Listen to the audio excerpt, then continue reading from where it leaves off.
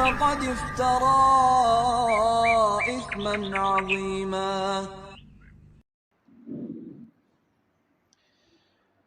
بسم الله الرحمن الرحيم. السلام عليكم ورحمة الله وبركاته. إن الحمد لله نحمده ونستعينه ونستغفره ونعوذ بالله من شرور أنفسنا ومن سيئات أعمالنا.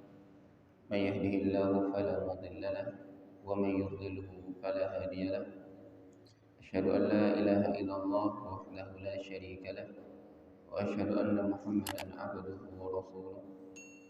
اللهم صل على نبينا محمد وعلى آله وصحبه وسلم تسليما كثيرا. أما بعد. Ikhwas sekalian yang dimuliakan Allah Subhanahu wa taala, insyaallah pada kesempatan hari ini kita lanjutkan pembacaan hadis Al-Arba'in An-Nawawiyah yang ke-8, di mana hadis ini diriwayatkan oleh sahabat Nabi sallallahu alaihi wasallam Abdullah ibn Umar radhiyallahu taala anhuma. An Ibni Umar radhiyallahu taala anhuma anna Rasulullah sallallahu alaihi wasallam qala umirtu an uqatila an-nas حتى يشهدوا أن لا إله إلا الله وأن محمدا رسول الله ويقيموا الصلاة ويؤتوا الزكاة فإذا فعلوا ذلك عصموا مني دماءهم وأموالهم إلا بحق الإسلام وحسابهم على الله تعالى. رواه البخاري ومسلم. Hadis yang mulia ini adalah hadis yang berkaitan tentang keislaman seseorang ketika seseorang bersyahadat la ilaha illallah wa anna muhammadar rasulullah, lalu mengerjakan salat secara sempurna, mendirikannya, lalu menunaikan atau membayarkan zakat, maka saat itulah seorang muslim harta dan darahnya dijaga juga dilindungi oleh Allah Subhanahu wa taala. Kata Abdullah bin Umar radhiyallahu taala anhuma bahwasanya Rasulullah sallallahu alaihi wasallam bersabda, "Umirtu, aku diperintahkan an uqatilan nas, untuk memerangi manusia." Rasulullah Shallallahu Alaihi Wasallam bersabda, aku diperintahkan untuk memerangi manusia hatta yashhadu an la ilaha illallah, sampai mereka bersaksi bahwasanya tidak ada Rabb, Tuhan yang berhak disembah kecuali Allah, wa anna Muhammadar Rasulullah, dan bahwasanya Muhammad adalah utusan Allah, wa yuqimus shalah, sampai mereka mendirikan salat juga, wa yu'tuz zakah, menunaikan zakat.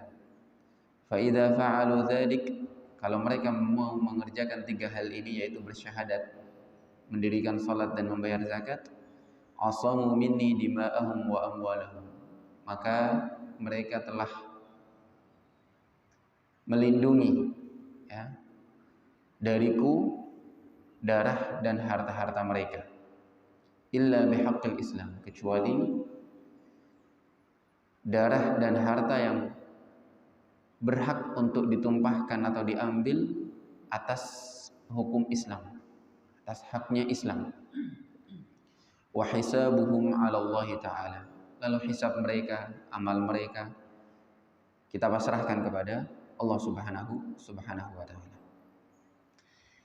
Kalimat umirtu di sini kalau dalam bahasa Arab itu sering disebut mabni lil majhul. Artinya pelaku dari kata kerja amara ya'muru tidak disebutkan atau disamarkan. Ketika suatu kata kerja dalam bahasa Arab disamarkan pelakunya atau tidak disebutkan pelakunya, itu memiliki dua kemungkinan. Kemungkinan yang pertama, pelakunya tidak diketahui.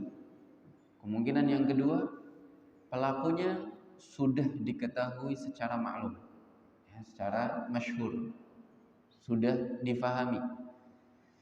Adapun kalimat atau contoh yang ada di dalam hadis ini, ketika Nabi Shallallahu Alaihi Wasallam tidak menyebutkan siapa yang memerintahkan, maka alasannya karena memang pelakunya, siapa yang memberikan perintah ini sudah jelas, yaitu Allah Subhanahu wa Ta'ala. Jadi Nabi Shallallahu Alaihi Wasallam berkata, aku diperintahkan. Kita tahu bahwasanya yang memerintahkan dia adalah Allah Subhanahu wa Ta'ala. Dan hal-hal demikian, ya, yang pelakunya disamarkan dan sudah difahami bahwasanya itu adalah Allah, itu sangat sering sekali terjadi di dalam lafaz-lafaz syariat, ya. Di antaranya di dalam Al-Qur'an, ya, dalam perkara-perkara kauniyah, ya, tentang penciptaan, ketika Allah Subhanahu wa taala berfirman, wa khuliqal insanu dha'ifa, dan manusia diciptakan dalam kondisi lemah. Maka kita sudah paham, walaupun tidak disebutkan siapa yang menciptakan, kita paham betul bahwasanya yang menciptakan adalah Allah Subhanahu wa taala. Adapun di perkara-perkara yang syar'i, perintah-perintah agama, maka diantaranya adalah hadis ini, yaitu ketika Nabi Shallallahu Alaihi Wasallam berkata, umirtu an uqatilan nas, aku diperintahkan untuk memerangi manusia. Dan difahami bahwasanya yang memerintahkan adalah Allah Subhanahu wa taala. Adapun perintah secara kaidah usul, ya, itu normalnya bersumber dari pihak yang derajatnya lebih tinggi daripada pihak yang diperintahkan. Permintaan yang berbentuk perintah itu akan difahami sebagai perintah, ya, permintaan akan difahami sebagai perintah ketika bersumber dari pihak yang derajatnya lebih tinggi daripada yang diperintahkan. Contoh, Allah Subhanahu wa taala meminta kepada hambanya, kepada rasulnya, kepada manusia, maka permintaan Allah ini berbentuk perintah. Karena kalau bersumber dari pihak yang sederajat dengan orang yang diperintah, ya, atau orang yang diminta, dituntut, maka tidak disebut sebagai amrun atau tidak disebut sebagai perintah, melainkan di dalam usul fikih disebut iltimas, ya, permintaan yang bersumber, ya, dari orang yang selevel kepada orang yang selevel. Kalau sebaliknya bagaimana? Permintaan yang bersumber dari orang yang derajatnya lebih rendah kepada orang yang derajatnya lebih tinggi, maka permintaan ini disebut di dalam usul fikih sebagai permohonan atau doa. Seperti kita, ya, membuat suatu permintaan kepada Allah, sedangkan derajat kita lebih rendah daripada Allah Subhanahu wa taala, maka, ya, permintaan ini tidak disebut sebagai perintah meskipun lafaznya menggunakan kata perintah. Contoh, kita mengatakan kepada Allah dalam doa kita, Rabbighfirli, ya Allah, ampunilah aku.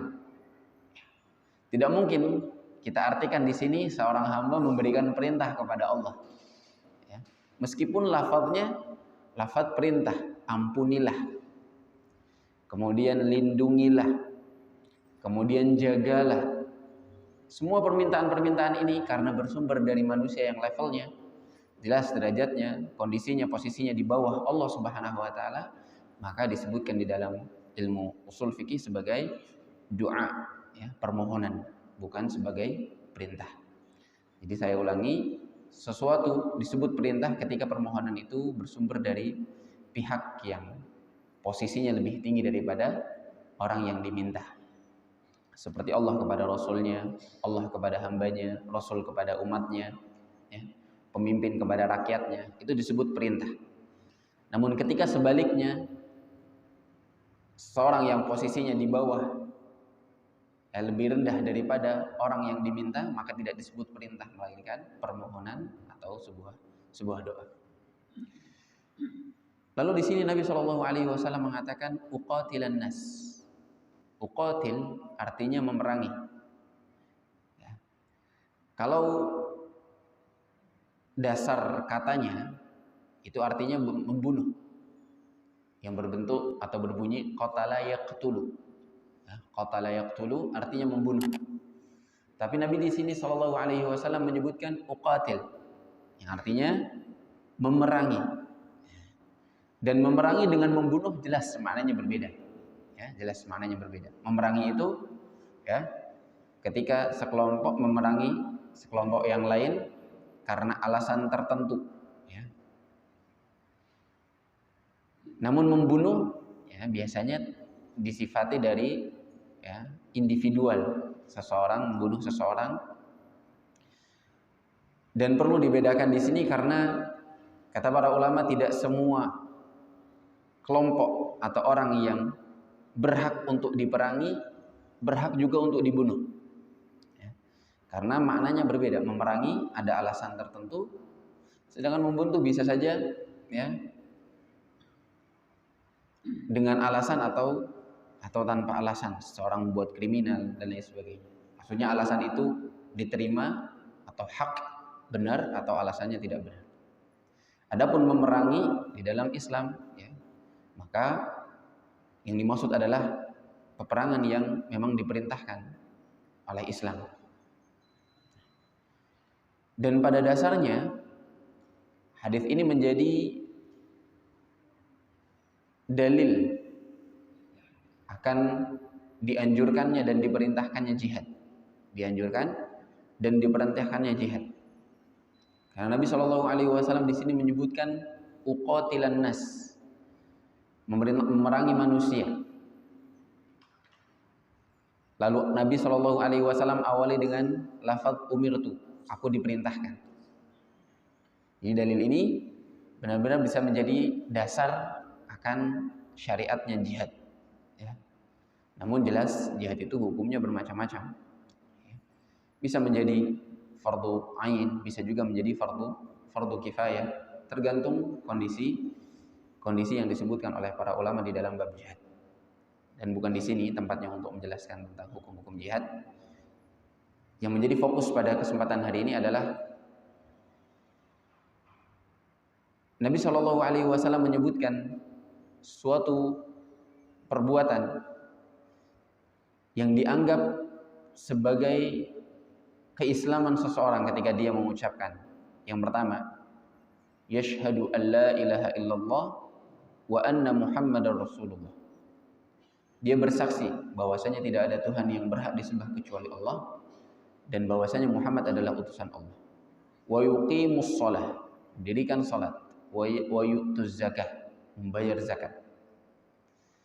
Jadi kalimat hatta di sini disebutkan oleh para ulama maksudnya adalah lil ghayah, tujuan. Jadi Nabi SAW diperintahkan untuk memerangi dan akan berhenti perintah peperangan ini sampai seseorang manusia yang hukum asalnya diperangi tadi sampai dia bersaksi kepada Allah. Jadi ketika seseorang sudah bersaksi, bersyahadat, ya, kemudian sholat dan zakat, maka tidak boleh diperangi oleh Rasulullah SAW. Ya. Maka ikhwas sekalian yang dirahmati Allah Subhanahu Wa Taala, kita sebutkan yang pertama adalah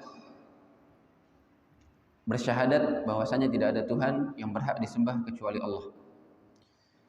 Dan kalimat syahadat ini perlu difahami ya, bahwasanya maknanya sudah pernah kita jelaskan. Makna la ilaha illallah yang benar bukan berarti tidak ada Tuhan selain Allah. Ya. Karena ternyata Allah Subhanahu Wa Taala sendiri menyebut patung-patung, berhala, sesembahan yang disembah oleh orang-orang kafir di dalam Al-Quran dengan sebutan ilah atau alihah, Tuhan-Tuhan. Sehingga menerjemahkan kalimat la ilaha illallah dengan ucapan tidak ada Tuhan selain Allah tidak sepenuhnya benar. Adapun terjemahan atau makna yang benar sebagaimana disebutkan oleh para ulama, maksudnya ilah di sini adalah la ilaha ay la ma'budu bihaq. Tidak ada Tuhan yang berhak disembah. Karena orang-orang Nasrani menganggap Nabi Isa sebagai Tuhan. Kemudian orang-orang Yahudi menganggap Uzair sebagai Tuhan atau anak Tuhan. Orang-orang kafir menyebut Manat, Lat, dan Uzza adalah Tuhan-Tuhan mereka. Namun jelas itu semua adalah Tuhan-Tuhan yang tidak berhak untuk disembah oleh Allah Subhanahu wa taala, disembah oleh manusia. Sehingga makna la ilaha illallah itu mengandung nafyu, peniadaan, ya, dan mengandung itsbat, penetapan. Apa yang ditiadakan? Yang ditiadakan adalah Tuhan yang berhak disembah. Lalu Allah tetapkan hanya satu yang berhak disembah, yaitu dirinya Allah Subhanahu wa taala. La ilaha, nafyu atau peniadaan, tidak ada Tuhan yang berhak disembah, illallah, itsbat, penetapan bahwasanya hanya Allah lah yang berhak disembah. Wa anna Muhammadar Rasulullah. Dia juga harus bersaksi bahwasanya Muhammad adalah utusan Allah Subhanahu wa taala. Ada satu faedah di sini, kenapa Nabi Muhammad SAW tidak menyebutkan aku adalah utusan Allah, tetapi beliau malah menyebutkan nama beliau. Karena bisa saja Nabi SAW mengatakan bersaksi tidak ada Tuhan yang berhak disembah kecuali Allah, dan bersaksi bahwasanya aku adalah utusan Allah. Alih-alih Nabi SAW mengatakan aku, di sini malah Nabi menyebutkan namanya. Kata para ulama di sini, ya, difahami bahwasanya untuk pengagungan, ya, untuk pengagungan dirinya adalah utusan Allah, adalah seorang nabi dan utusan Allah. Karena maknanya akan sedikit dalam ketika Nabi menyebutkan namanya daripada menyebutkan kalimat aku. Ya.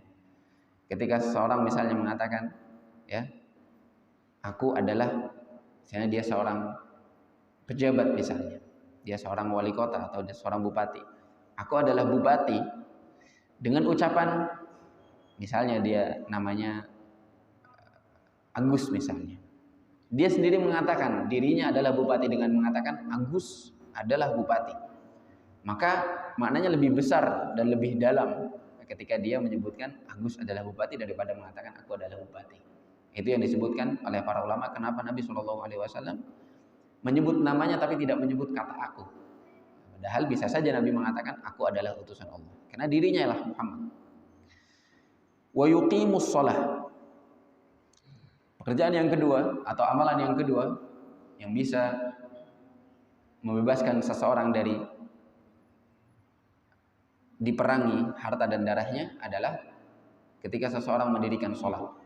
Ketika seseorang mendirikan sholat, pernah kita maknai, ya, kenapa Nabi SAW menggunakan istilah aqama yuqimu daripada menggunakan istilah shalla yusallu. Karena bisa saja Nabi mengatakan sampai mereka sholat, hatta yusallu. Tapi di sini Nabi SAW menggunakan istilah hatta yuqimus shalah.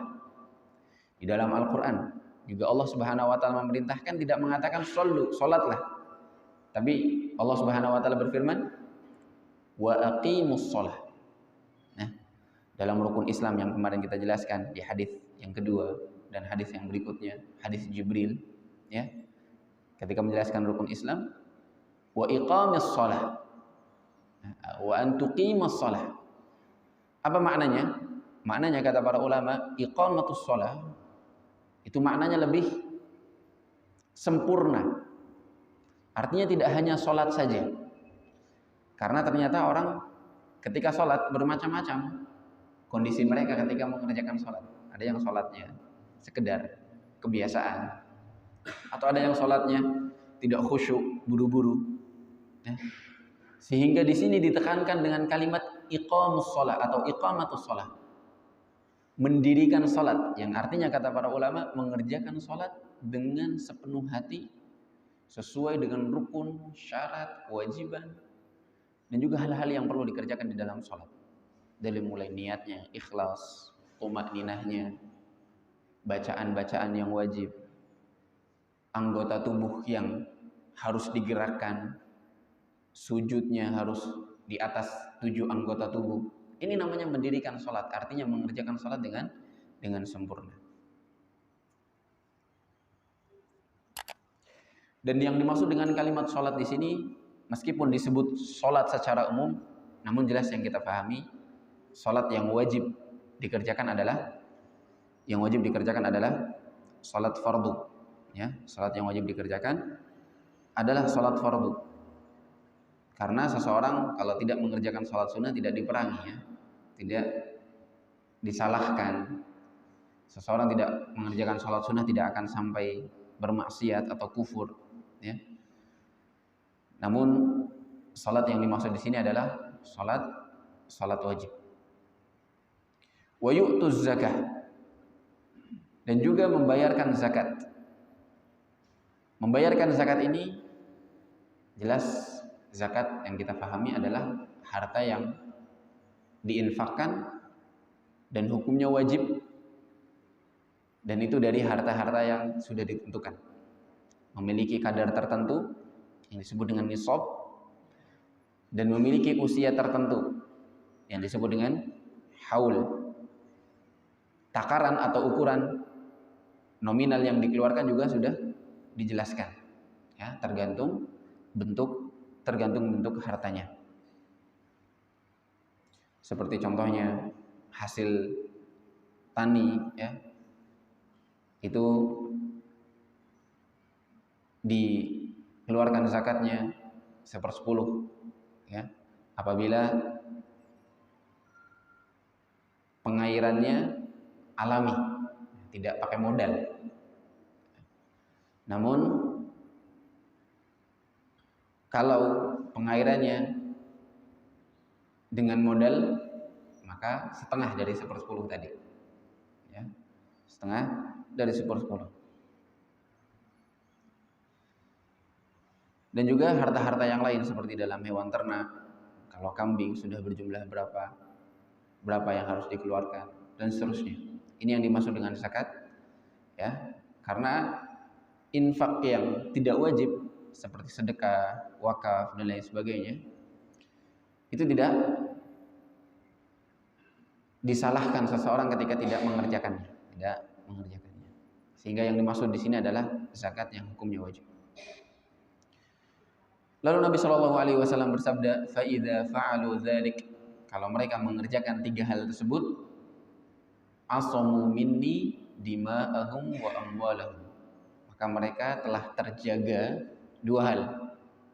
Dima, yaitu jamak dari dam, darah mereka tidak boleh dilukai, tidak boleh dibunuh, ya, tidak boleh ditumpahkan.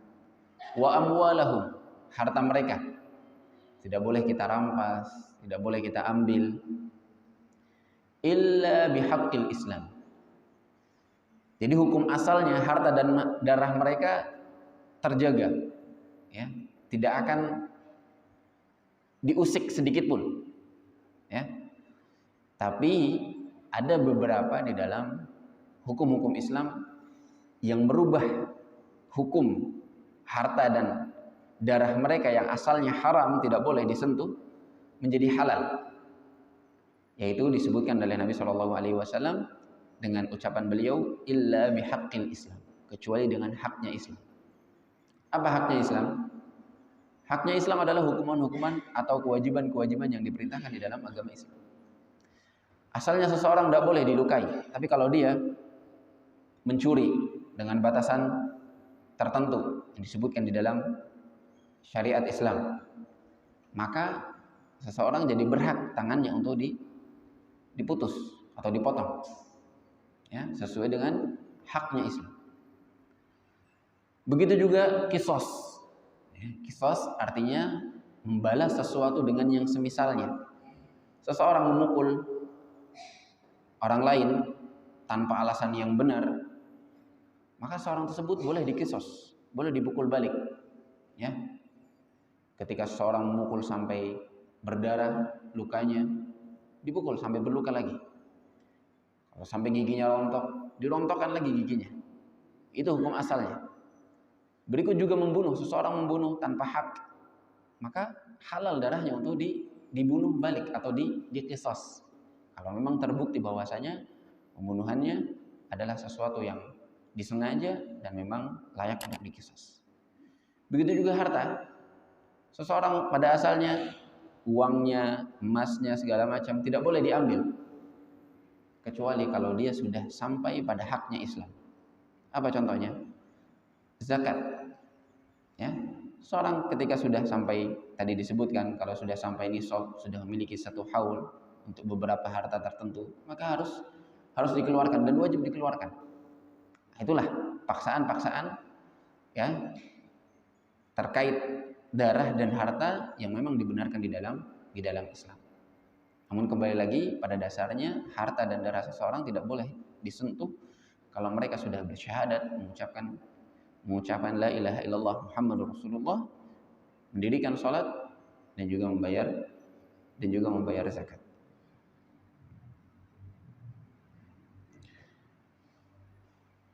Lalu Nabi Shallallahu Alaihi Wasallam melanjutkan, wa hisabuhum 'ala Allah Ta'ala. Lalu hisab mereka dipasrahkan kepada Allah Subhanahu Wa Ta'ala. Artinya nanti akan disebutkan di antara faidah dari hadis-hadis ini bahwasanya yang menjadi patokan atau tolok ukur seseorang berhak atau tidak berhak dilindungi hartanya adalah zahirnya. Artinya kita tidak punya urusan dengan batin seseorang. Tidak punya urusan dengan batin seseorang.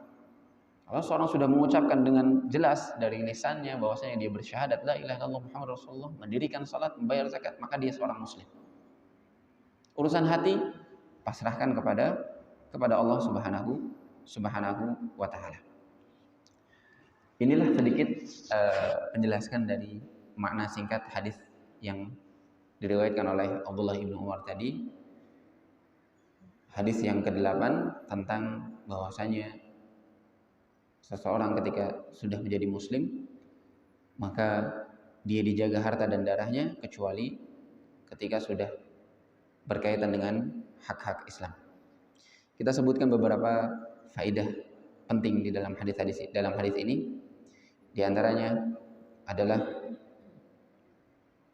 yang pertama, sempat kita singgung, kewajiban berjihad. Ya. Jihad hukumnya bisa menjadi fardu kifayah atau menjadi fardu ain. Fardu ain artinya seseorang wajib atas dirinya.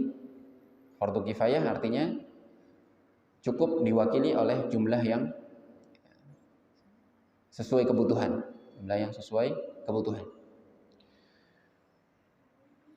Namun perlu diketahui bahwasanya jihad tidak mungkin menjadi fardu ain kepada seluruh manusia. Seluruh kaum muslimin dalam satu bumi yang bulat ini, satu dunia ini, tidak mungkin jihad wajib atas mereka semua. Karena Allah Subhanahu wa Ta'ala sendiri berfirman, "Wa ma kana al-mu'minuna liyanfiru kafah." Dan sepatutnya tidak seluruh orang mukmin berangkat berperang seluruh mereka. Falaula nafara min kulli firqatin minhum qa'ifatun, maka seandainya ya, sebagian dari mereka, sekelompok dari mereka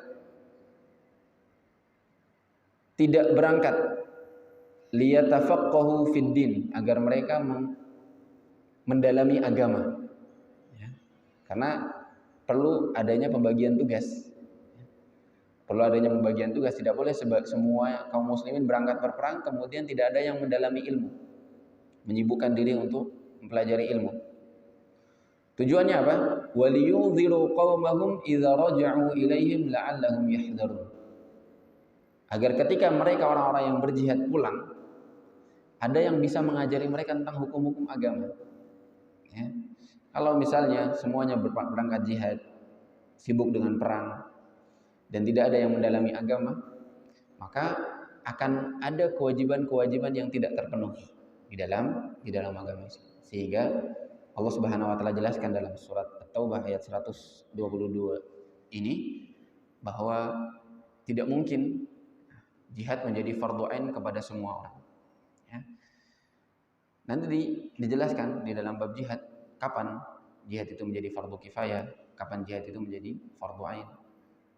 Apa syarat-syaratnya? Ya, kapan seorang bisa berangkat jihad? Dibedakan juga antara seseorang yang masih memiliki kedua orang tua dan orang yang tidak memiliki kedua orang tua dan seterusnya, macam-macam. Faedah yang kedua adalah wajibnya bersyahadat, mengucap la ilaha illallah dengan hati dan lisan. Di pada dasarnya harus kita pahami bahwasanya ketika mengucap syahadat la ilaha illallah itu harus hati dan lisan sesuai. Hati dan lisan sesuai. Meskipun ini untuk personal masing-masing, tapi ketika kita menghukumi seseorang, maka kita cukup melihat dari lisannya saja. Cukup melihat dari lisannya saja, sebagaimana yang kita sebutkan, kita tidak ada urusan dengan batin seseorang. Tidak ada urusan dengan batin seseorang. Makanya Nabi SAW sebutkan di akhirnya wa hisabuhum 'ala Allah, dan hisabnya pasrahkan kepada Allah Subhanahu wa taala, karena Nabi melihat seseorang muslim atau tidak ya dilihat dari zahirnya, dia syahadat atau tidak, dia salat atau tidak, dia bayar zakat atau tidak, selesai. Sisanya pasrahkan kepada Allah Subhanahu wa taala.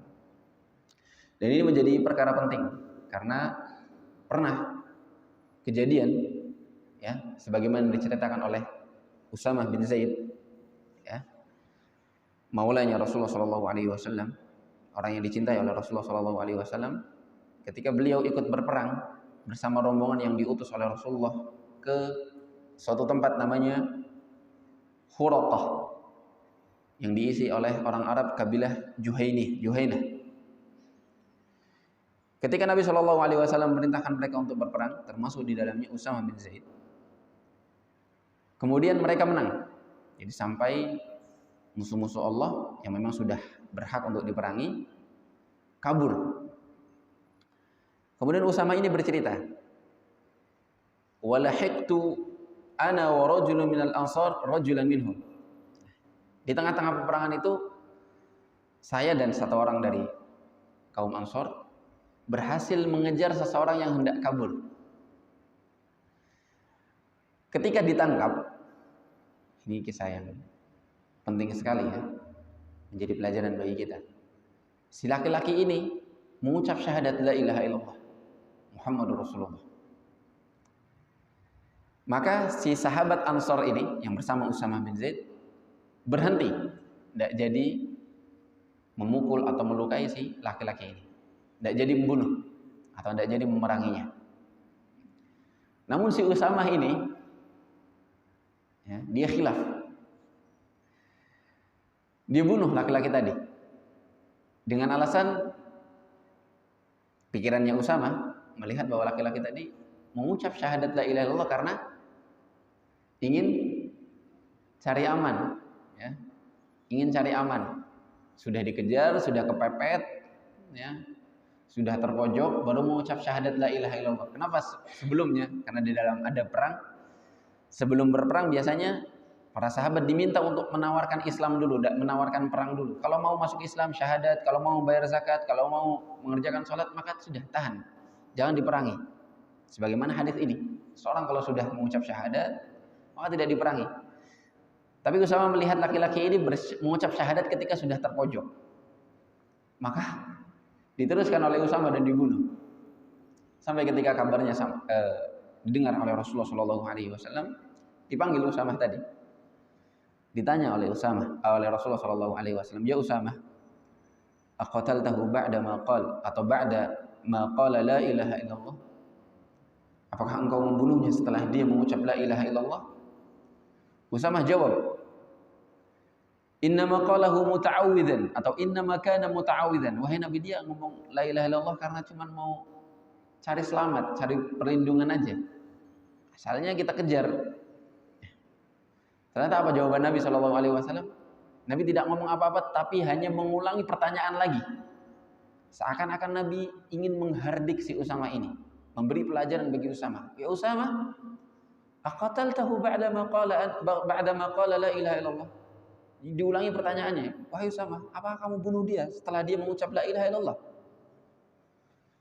Dijawab lagi oleh Usama, dijawab lagi oleh Rasulullah dengan pertanyaan yang sama. Aqataltahu ba'dama qala la ilaha illallah.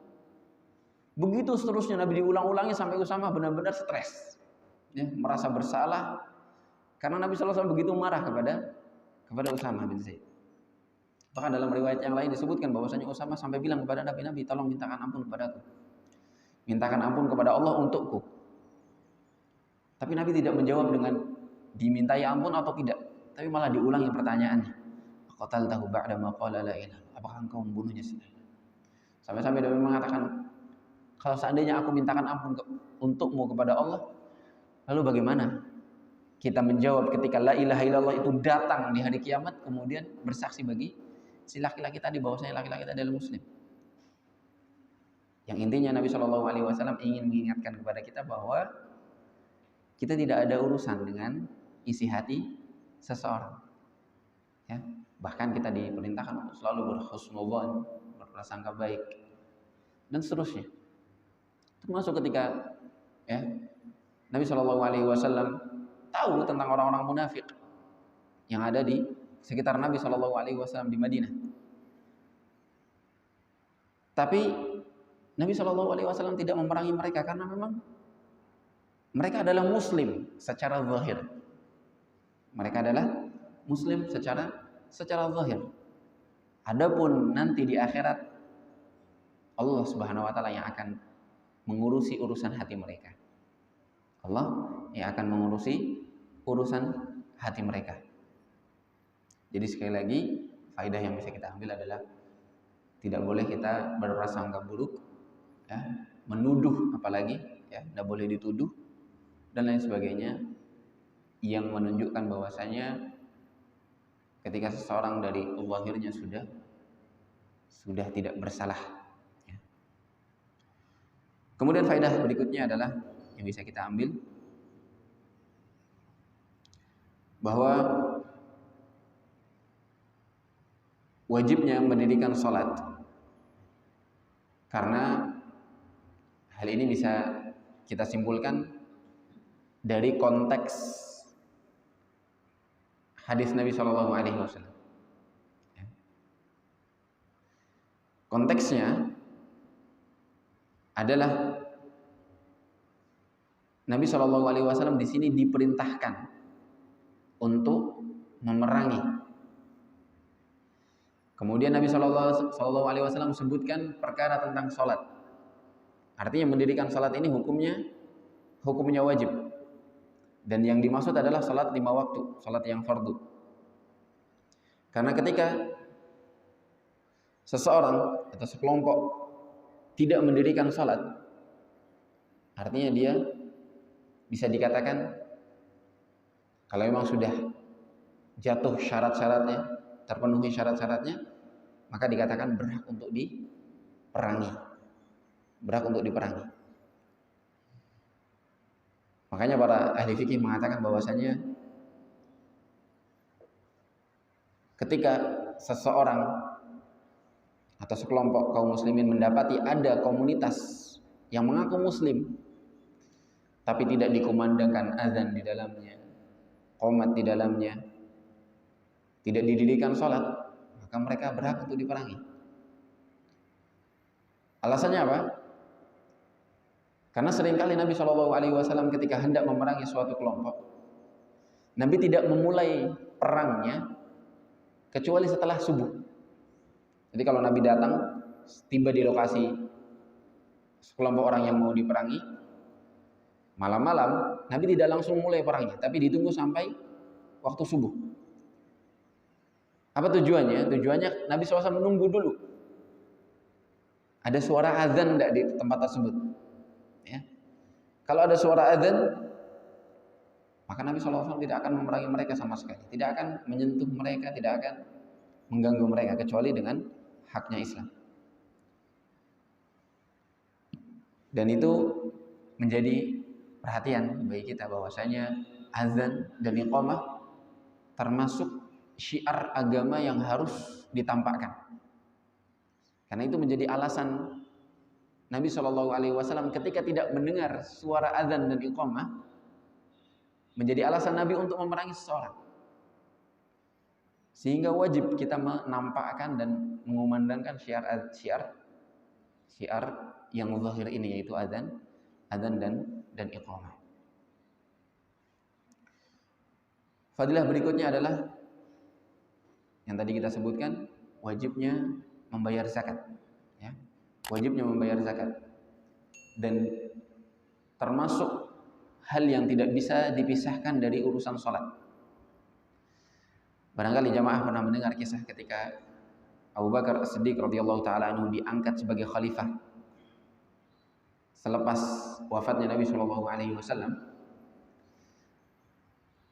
Kita tahu bahwasanya selepas wafatnya Nabi Shallallahu alaihi wasallam, banyak di antara kaum muslimin di luar sana orang-orang Arab yang murtad. Maka Abu Bakar, tugas beliau pertama kali memerangi mereka.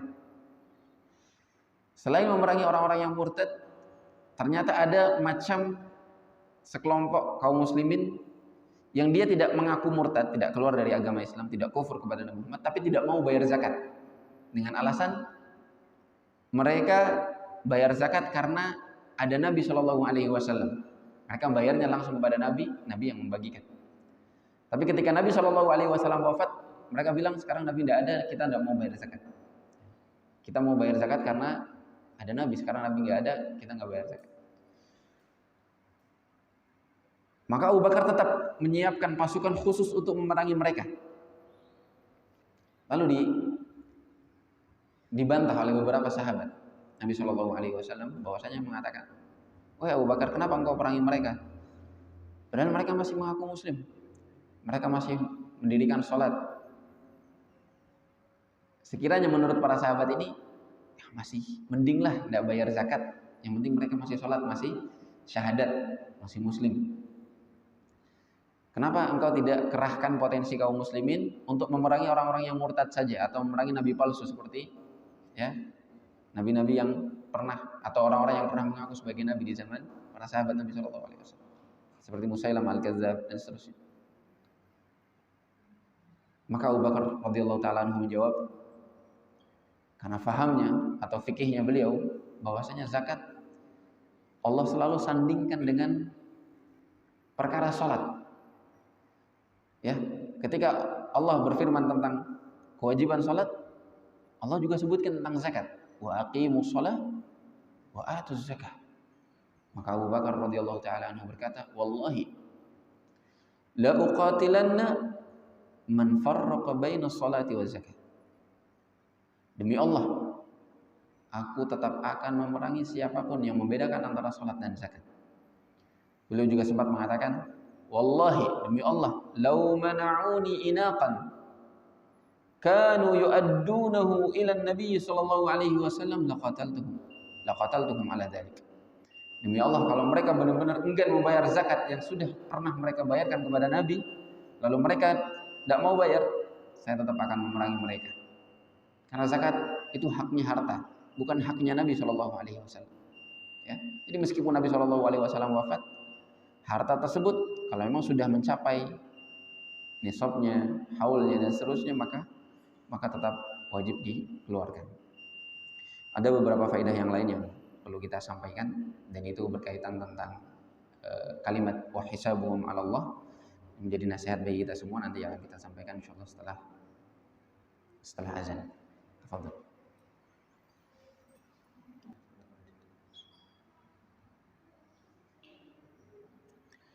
Baik, ikhwas sekalian yang dimuliakan Allah Subhanahu wa taala. Faedah yang terakhir menutup majelis kita pada pekan ini adalah dari kalimat wa hisabuhum 'ala Allah taala. Kita ketahui dan kita yakini bahwasanya hisabnya, pertanggungjawabannya makhluk atau manusia itu ditanggung oleh Allah Subhanahu wa taala. Bahkan Nabi SAW pun tidak diperintahkan untuk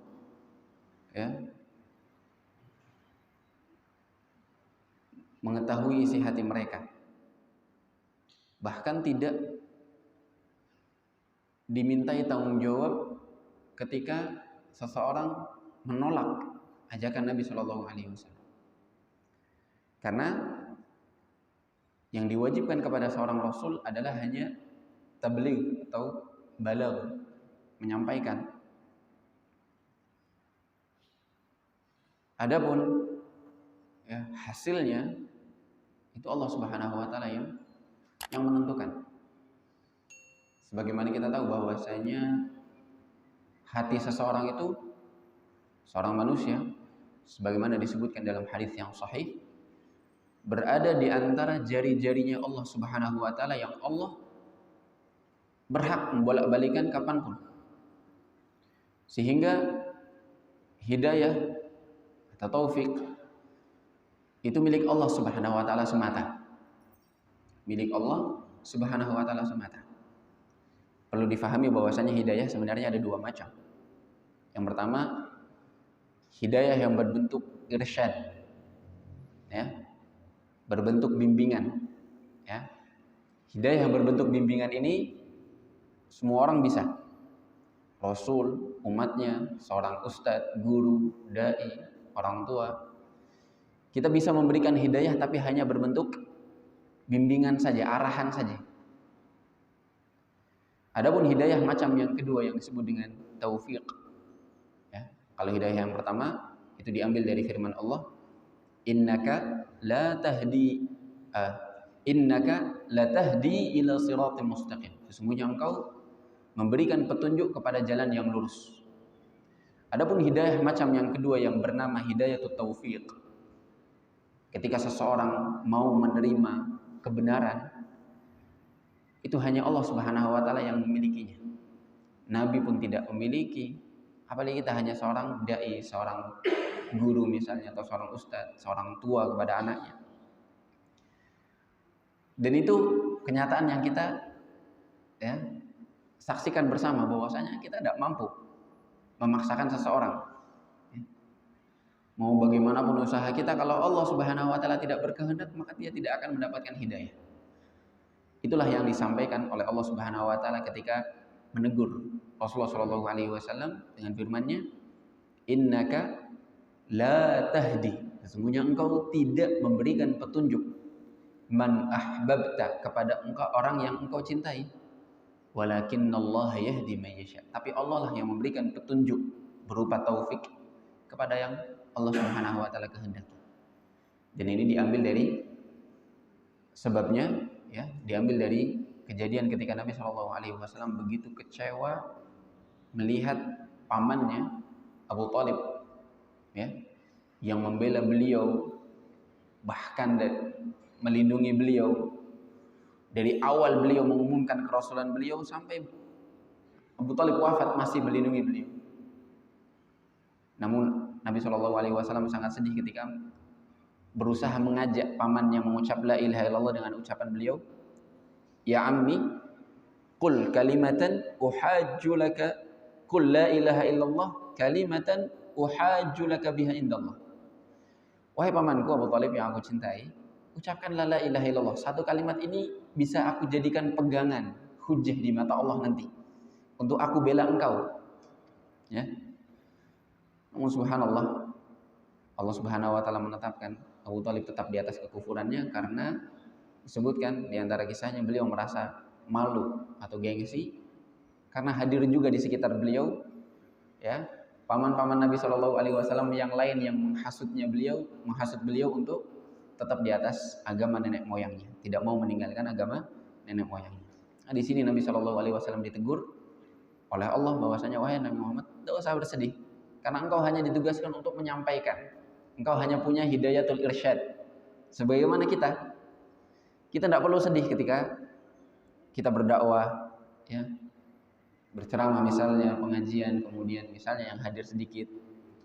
Atau misalnya kita berusaha untuk mengajak seseorang pada kebenaran tapi tidak ada respon yang baik, malah ditolak atau mungkin malah dibantah. Kita tidak perlu bersedih. Karena Nabi Shallallahu Alaihi Wasallam sering kali mendapatkan hal demikian. Ketika Nabi berangkat ke Taif, ya, kota yang jaraknya kurang lebih 2 jam naik kendaraan, Nabi SAW hendak mencari perlindungan kepada mereka, tapi tidak didapatkan oleh Nabi SAW. Malah Nabi dilempari batu, dikata-katai orang gila oleh anak-anak orang-orang Taif. Begitu juga pamannya, sama seperti kita. Kita tidak perlu bersedih ketika misalnya kita sudah berusaha mengajak pada kebenaran tapi tidak mendapatkan jawaban yang sesuai dengan harapan, karena tadi, ya, sesungguhnya Allah Subhanahu wa taala yang memberikan hidayah taufik itu. Kita hanya menyampaikan sebagaimana Rasulullah Shallallahu alaihi wasallam bertugas untuk menyampaikan. Allah Subhanahu wa taala berfirman, "Lasta 'alaihim bimusaitir." Engkau tidak bisa menguasai mereka, illa man tawalla wa kafar.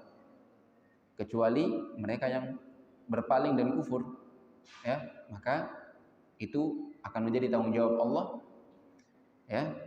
Allah lah yang akan menyiksa mereka, Allah yang akan memberikan hukuman kepada mereka. Inna ilaina iyabahum, sungguhnya mereka akan kembali kepada kami, kamilah tempat kembali mereka. Summa inna alaina hisabahum, dan kami sendiri yang akan menghisab mereka, ya. Jadi setelah kita sudah menyampaikan tugas kita, sebagaimana yang kita tahu bahwa dari hadis yang lalu, bahwasanya nasihat adalah kewajiban kita, ad-dinun nasihat. Maka saat kita menasihati, kita juga harus tahu bahwasanya tugas kita hanya menyampaikan. Allah Subhanahu wa taala yang memberikan hidayah itu kepada siapa yang Allah kehendaki. Semoga Allah Subhanahu wa taala berikan kita hidayahnya, memberikan kita keteguhan di atas Islamnya dan ketaatannya. Kita berdoa, ya muqallibal qulub, tsabbit qulubana ala dinik. Allahumma qsim lana min khasyatika ma yahulu bainana wa baina ma'asik, wa min ta'atika ma yuballighuna bihi jannatak, wa min al-yaqini ma yuhawwinu bihi alaina masa'ib ad-dunya. Allahumma matti'na bi asma'ina wa basarina wa quwwatina ma ahyaytana waj'alhu al-waritha minna waj'al tha'rana 'ala man zalamana wansurna 'ala man 'adana. Allahumma la taj'al musibatana fi dinina wa la taj'al ad-dunya akbara hammina wa la mablagha ilmina wa la tusallit 'alaina man la yarhamuna. Subhanakallahumma bihamdik, asyhadu an la ilaha illa anta, astaghfiruka wa atubu ilaik. Shallallahu ala nabiyyina Muhammad wa ala alihi washabbihi wasallam. Assalamualaikum warahmatullahi wabarakatuh. ومن يشرك بالله فقد افترى إثما عظيما.